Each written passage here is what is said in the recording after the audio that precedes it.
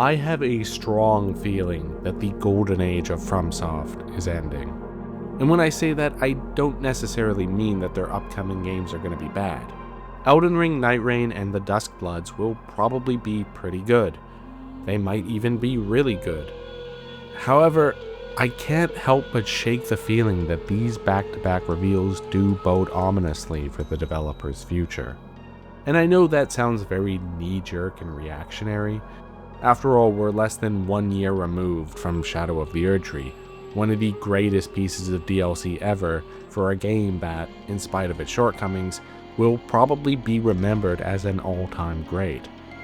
Yet these two new titles seem to signal such a massive shift in FromSoft's production strategy that I don't think it's a stretch to say that we are, at the very least, entering a new era in the company's history.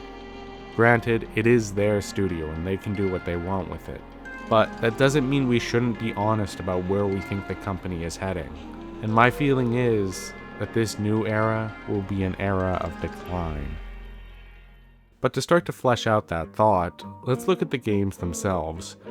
Night Rain was, of course, first revealed several months ago at the Game Awards, and while reception veered positive, I think everyone was a little taken aback by it. This was a brand new FromSoft game coming completely out of the blue, getting a full gameplay trailer only like half a year before it launched. And for any other game release, that wouldn't be too unusual, but it did feel unprecedented for modern FromSoft, as all of the recent From games have felt like relatively big gaming events, hyped up long in advance with bombastic trailers and cinematic teasers. So it was weird seeing a clearly lower effort spin-off get revealed somewhat unceremoniously in the middle of the event.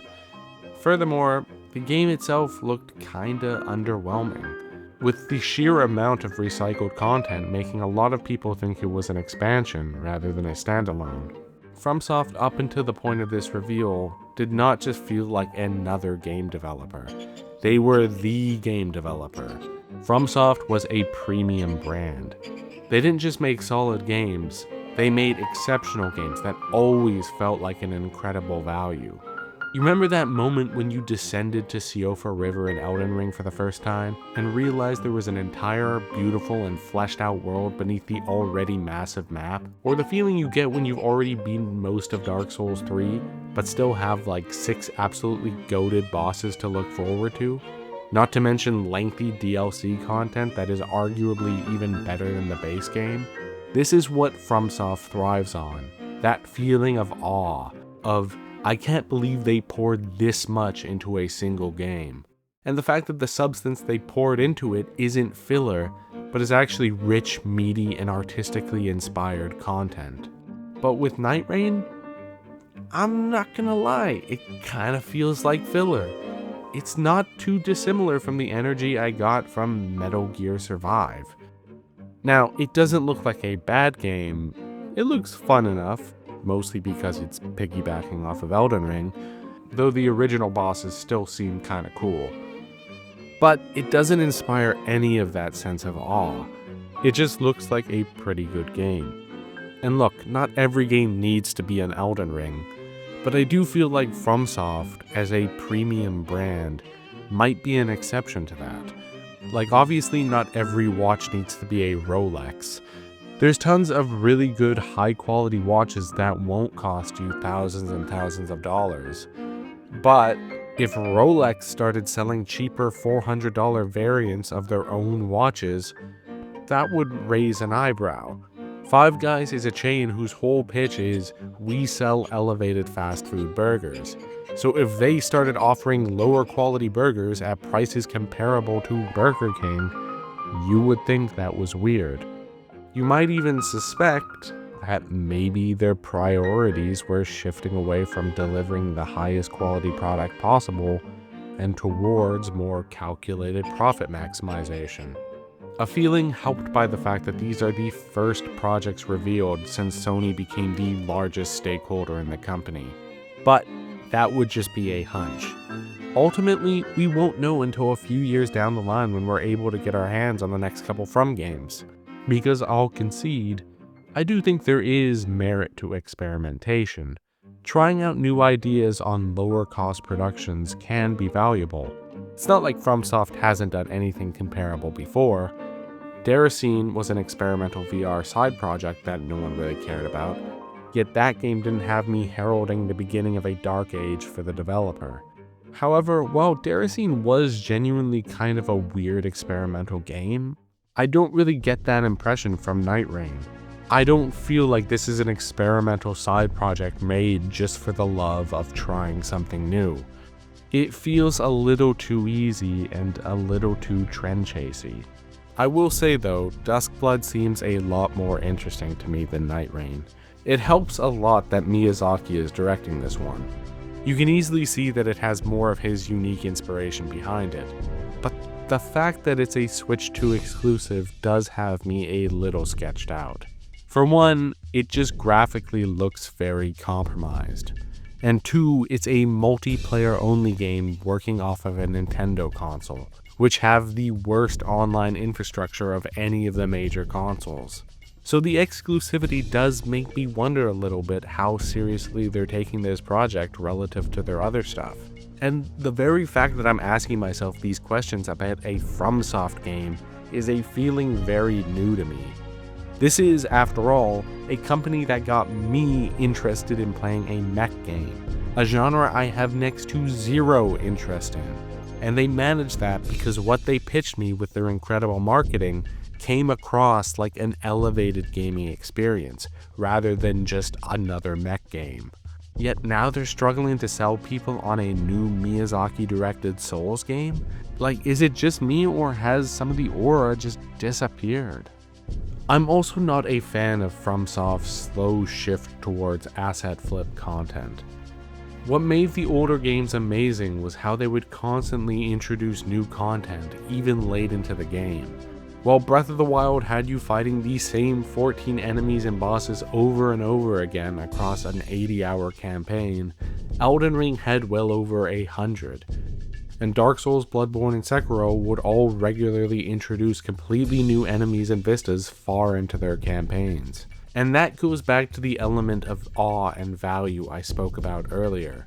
However, with both Night Rain and Duskbloods, we're starting to see a concerning increase in the amount of asset reuse. Something we were admittedly already starting to see more of through Elden Ring. Now look, most developers rely on heavily reusing enemies and environments because it's easy and cost efficient. And it's an understandable thing to do, especially when they have deadlines and shareholders breathing down their necks. But I hold From to a higher standard, one that they set for themselves. And I'm just concerned that the reliance on asset flipping is going to increasingly become a bigger and bigger part of their games. But again, I still think these games will be good. So while the doom and gloom about the golden age being over, especially when these are seemingly just innocuous spin-offs, well, for one thing, all golden ages have to end eventually. The Beatles broke up, the Disney Renaissance faded, George R.R. Martin got a 15-year case of writer's block. All things must eventually pass, and during a big chunk of my first Elden Ring and Shadow of the Erdtree playthrough, I was consciously thinking to myself, this game is just too incredible. There's no possible way they're going to be able to match this level of quality again. The game was so monumental that it posed a massive challenge to its own devs. The challenge of where do you go from here? Well, now the game is behind us and we're getting a peek of where they're going, and I'm mostly seeing red flags. And maybe trying to just repeat Elden Ring again isn't the right way to go. Maybe they do need to diversify the kinds of games that they put out, but I don't get the sense that they're doing so confidently.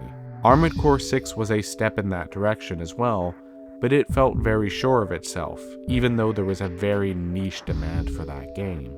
But these are spin-offs. What about the next mainline single-player Soulsborne game? Well, and this is just pure speculation of course, my hunches will probably get something closer to Dark Souls 2 levels of quality. Great, but compromised in some major areas. That just tends to be what happens with franchises. After all, the downfall of a series rarely happens overnight. The descent of the golden age of Final Fantasy, for example, was gradual. Square Enix released a string of absolutely incredible games, culminating with Final Fantasy X, but then entered a period of pretty mixed quality. 12 was broadly well regarded, but most still saw it as a step down from the meteoric heights of 6 through 10. Meanwhile, the series was accompanied by an influx of spin-offs and sequels of increasingly inconsistent quality. It was only 8 years later, with the very disappointing release of 13, where the reality of Square Enix's fall-off really sunk in for people. And I think we may be at the beginning of that gradual downfall. I know that's a pretty big thing to say considering how little we actually have to go off of right now, but I've seen this pattern play out before many times. I'll admit it's just a gut feeling, but intuition can be a powerful thing. And trust me, no one wants this video to age poorly more than me. As a big fan, I would absolutely love Miyazaki's hot streak to continue forever. And maybe I'm completely wrong, who knows? Maybe this isn't the end, but just the beginning. Maybe Miyazaki and his teams can keep this hot streak going for decades. But with FromSoft becoming an increasingly larger and larger machine where Miyazaki has increasingly less direct input, where they're starting to show signs of coasting and cost-cutting, well, I have my doubts. Just like the Age of Fire, the Golden Age is destined to end eventually. But whether it happens now, or whether the flame is rekindled for yet another generation, only time will tell.